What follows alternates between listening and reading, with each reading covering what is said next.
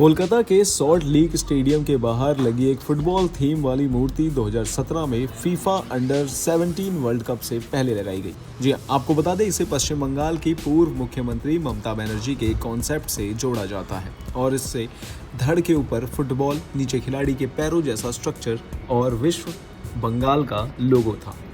हालांकि ये मूर्ति बरसों से लोगों के बीच मतभेद का कारण भी बनी रही, लेकिन आपको बता दें कि कुछ लोगों को ये क्रिएटिविटी लगी तो कुछ लोग इसे बेजार, भद्दी या विचित्र बताते रहे।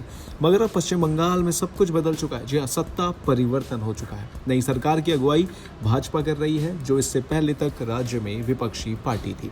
अब बंगाल सरकार ने 23 मई की सुबह इस मूर्ति को हटा दिया है। ये काम अधिकारियों की निगरानी में हुआ।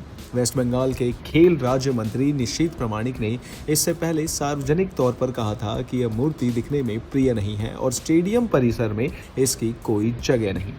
इससे पहले 18 मई को खेल मंत्री निशीथ प्रामाणिक ने यह कहा था कि मुझे पर्सनली लगता है कि पिछली सरकार की बदकिस्मती उसी पल शुरू हो गई थी जब ये मूर्ति लगाई गई। इसके आगे मैं बताऊं, उन्होंने कहा कि जिसका कोई मतलब नहीं था, उसके बाद मेसी से जुड़ा भूचाल भी आया और उससे तुरंत बाद वो सत्ता से बाहर चले गए। टीएमसी सत्ता से बाहर चली गई।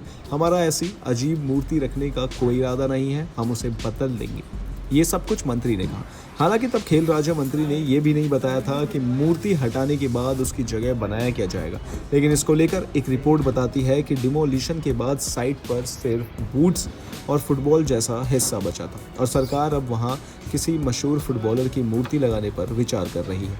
ये डिसीजन इसलिए भी बड़ा है क्योंकि कोलकाता और वेस्ट बंगाल में फुटबॉल की सांस्कृतिक अहमियत बहुत गहरी है। सॉल्ट लेक स्टेडियम लंबे वक्त से मोहन बागान और ईस्ट बंगाल दोनों के लिए डोमेस्टिक ग्राउंड की तरह काम करता रहा है और कोलकाता डर्बी अब भी बाहर की सबसे बड़ी स्पोर्टिंग पहचान मानी जाती है। आपको बता दें, ऐसे में स्टेडियम पर लगी इस मूर्ति का डिजाइन और उसका हटाया जाना दोनों ही राजनीतिक कॉन्सेप्ट के से पॉलिटिकल परिप्रेक्ष्य से अलग नहीं है। एक मीडिया रिपोर्ट के मुताबिक ये वही स्कल्पचर थी जिसे ममता बनर्जी के डिजाइन से जोड़ा जाता रहा और भाजपा सरकार ने इसे हटाने का वादा कुछ दिनों पहले भी किया था।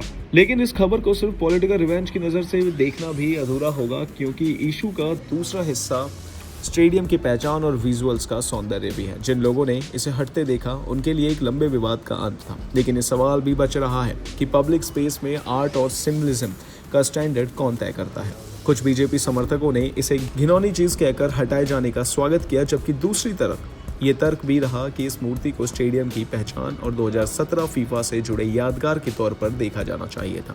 सिर्फ इतना ही नहीं, आपको बता दें, इसलिए मामला सिर्फ स्कल्पचर हटाने का नहीं बल्कि सिर्फ फुटबॉल सिटी कोलकाता में सिंबलिज्म और पब्लिक टेस्ट के टकराव का भी है। कोलकाता में फुटबॉल का जुनून नया नहीं है। यहाँ मोहल्ले से लेकर मैदान तक ईस्ट बंगाल और मोहन बागान की बहस सिर्फ बहस नहीं, एक हेरिटेज है। फिलहाल इतना तय है कि सॉल्ट लेक स्टेडियम के बाहर से वो मूर्ति हट चुकी है, लेकिन इसके साथ शुरू हुई बहस अभी खत्म नहीं हुई। इस जानकारी में फिलहाल इतना ही। ऐसे ही तमाम खबरों के लिए देखते रहिए भारत एक्सप्रेस।